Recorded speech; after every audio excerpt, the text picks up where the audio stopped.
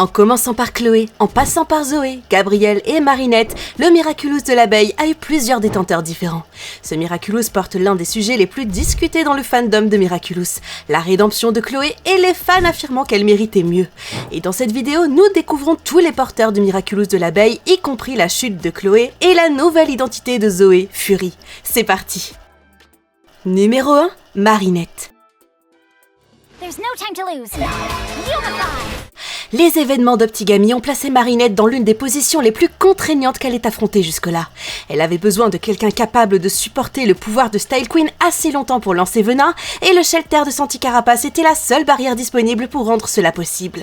Le Miraculous de l'abeille était la pièce manquante, le Miraculous qui pouvait terminer le combat si le bouclier tenait assez longtemps. Unifié Tiki et Pollen lui a donné la forme Lady Abeille, une combinaison qui a compressé deux ensembles de pouvoirs distincts en un seul détenteur. En tant que Lady Abeille, elle s'est approchée silencieusement de Santi-Carapace et lui a expliqué exactement ce dont elle avait besoin, ce qu'il a accepté. Quand Style Queen a tiré à plusieurs reprises sur Lady Abeille, le shelter a tout absorbé et au moment où l'ouverture est apparue, Venin a frappé et le combat était pratiquement terminé. Elle a séparé Tiki et Pollen à nouveau en leur forme distinctive et a achevé le processus en tant que Ladybug, brisant l'objet akumatisé et détruisant l'Akuma avec efficacité. La raison pour laquelle Marinette était celle qui tenait le Miraculous de l'abeille à ce moment-là, plutôt qu'un autre potentiel porteur, se résumait à l'accès et à la nécessité. Elle était déjà transformée en Ladybug au moment de la décision, elle avait le Miraculous de l'abeille disponible grâce à la récupération de Pollen par Alia dans la boîte de fourniture artistique, et la capacité d'unification lui donnait un moyen de porter les deux pouvoirs simultanément sans avoir à trouver et informer un détenteur supplémentaire en pleine crise. Quant au costume lui-même, la forme Lady Abeille est l'une des formes unifiées les plus visuellement frappantes que Marinette ait portées. La base du costume de Ladybug reste reconnaissable, mais le Miraculous de l'abeille tire le design dans une direction nettement différente. L'or devient la couleur d'accent définissante, courant en motif géométrique audacieux sur les jambes et les bras. Les taches se déplacent de leur position circulaire habituelle vers quelque chose de plus dispersé et d'organique contre les sections noires, et la silhouette globale paraît plus dense. Le masque conserve la forme de Ladybug, mais reprend un liseré doré qui le rattache au langage chromatique du reste du costume. Personnellement, je trouve Lady Abeille très mignonne. Numéro 2, Chloé. You're all ridiculous! Utterly ridiculous! Chloé a la relation la plus compliquée et turbulente avec le Miraculous de l'abeille de tous les détenteurs de la série. Là où d'autres héros ont reçu leur Miraculous par la confiance et l'intention, le chemin de Chloé vers l'abeille a été façonné presque entièrement par le hasard. Le Miraculous de l'abeille est arrivé dans une boîte que Chloé a trouvée elle-même dans Style Queen, après avoir aidé Ladybug lors de l'akumatisation de sa mère. La découverte de Pollen l'a d'abord surprise, mais l'existence d'un Kwami qui lui était propre a atterri dans la vie d'une fille qui avait passé la majeure partie de son existence à essayer de prouver qu'elle méritait d'être remarquée. Queen Bee est son costume le plus éclatant et le plus ouvertement héroïque. Le costume est construit principalement en jaune avec de larges bandes noires traversant le torse, les jambes et les bras selon un motif géométrique net. Ses gants sont noirs avec les bouts des doigts jaunes et les bottes présentent la même inversion de couleur au niveau des pointes. Sa première transformation en Queen Bee dans Queen Wasp n'a pas été autorisée, n'a pas été planifiée et n'a été motivée en rien par le désir de protéger qui que ce soit. Le problème était que, sans une menace réelle à laquelle répondre, Chloé en a créé une. Le plan avait échoué à tous les niveaux où il était censé réussir et Ladybug a exigé la restitution du Miraculous.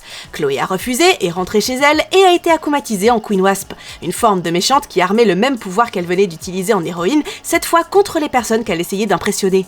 Queen Wasp inverse presque complètement ce langage chromatique. Là où Queen Bee était jaune avec des accents noirs, Queen Wasp est presque entièrement noire avec le jaune réduit à de minimes bandes accentuées. Le masque conserve la même forme angulaire mais se pose différemment sur son visage dans cette palette altérée. L'effet global donne l'impression que le design de Queen Bee a été vidé de tout ce qui était chaud et lumineux, ne laissant que la structure. Mais l'épisode à venir, Malédicteur, représentait la version la plus honnête de Chloé en Queen Bee et demeure la démonstration la plus claire de ce qu'elle aurait pu être si ses motivations avaient été constamment ancrées. Quand elle s'est transformée en Queen Bee dans cet épisode, il s'agissait enfin de réparer une erreur qu'elle avait commise en utilisant l'unique outil qu'elle possédait vraiment. Elle et Ladybug ont travaillé ensemble avec une réelle coordination et quand le bouclier de Malédicteur bloquait toute approche conventionnelle, le venin de Queen Bee a été la solution qui a mis fin à la situation. Tout se déroulait parfaitement jusqu'à l'épisode Miraculeur. Ladybug a finalement dit à Chloé directement que son temps en tant que Queen Bee était terminé, que Papillon connaissait son identité faisant d'elle une faiblesse, mettant en danger tout ce qu'elle aimait, et que le bijou devait rester hors de sa portée pour la protection de l'équipe. Cette affirmation a ouvert la porte à Papillon, parce que dans le final de la saison 3, Papillon lui a proposé un marché, trahir les héros et elle obtiendrait le Miraculous de l'abeille définitivement. Sa forme Miracle Queen est la plus élaborée et imposante, digne de l'ampleur que représentait cette akumatisation. Le costume de base conserve la palette à dominance noire de Queen Wasp, mais la silhouette a été significativement élargie. Un ornement structuré en forme de couronne remplace la simple antenne, construite en noir bordée d'or avec des pointes géométriques tranchantes qui s'élèvent au-dessus de sa tête dans une forme qui lie plus royale qu'insectoïde. Elle porte la Miracle Box, l'objet le plus sacré du gardien, serré contre son flanc comme un trophée conquis.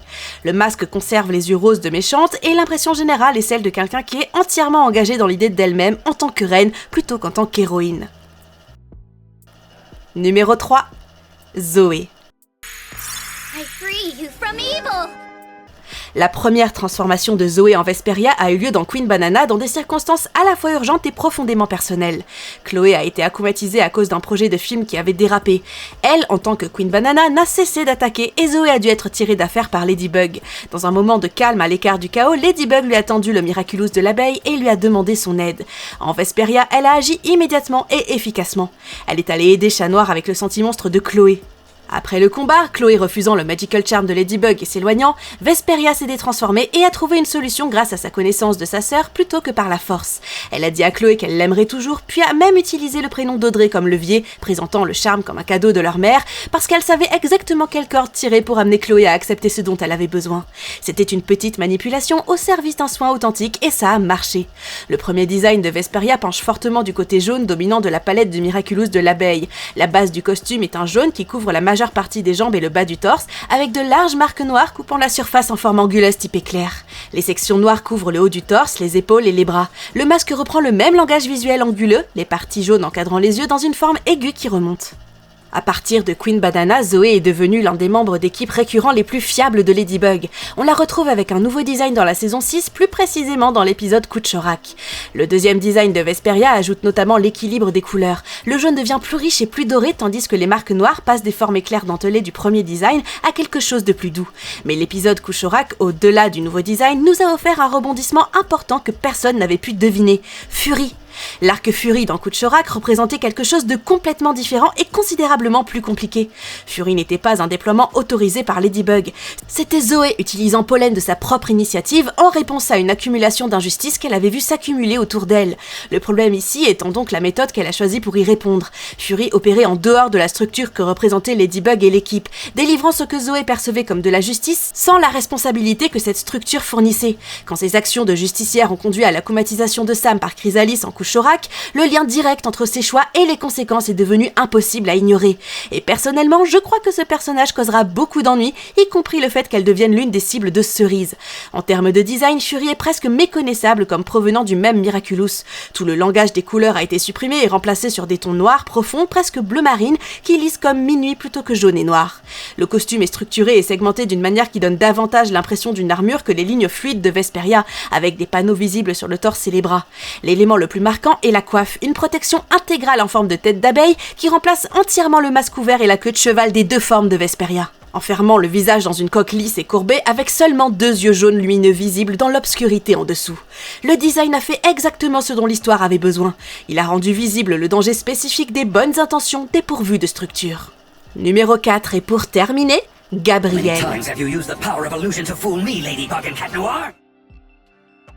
Gabrielle a réussi à utiliser le Miraculous de l'abeille après avoir volé tous les Miraculous sauf ceux du chat et de la coccinelle lors du final de la 4e saison. Malheureusement, nous ne l'avons jamais vu avec un costume spécifié dédié au Miraculous de l'abeille, mais nous l'avons vu utiliser le pouvoir de Miraculous de l'abeille, le venin, pour combattre Ladybug et Chat Noir. Dans l'épisode Illusion, il a activé venin et paralysé Chat Noir. Dans l'épisode Déflagration, en appliquant venin sur Alia et Zoé, il a réussi à récupérer les Miraculous de la coccinelle et du chat. Et voilà, c'était les détenteurs du Miraculous de l'abeille. Quel détenteur est votre préféré, Chloé ou Zoé? Dites-le moi dans les commentaires. Aussi, si vous appréciez le contenu Miraculous, n'oubliez pas de vous abonner à ma chaîne si ce n'est pas encore fait et d'aimer la vidéo si elle vous a plu. À la prochaine!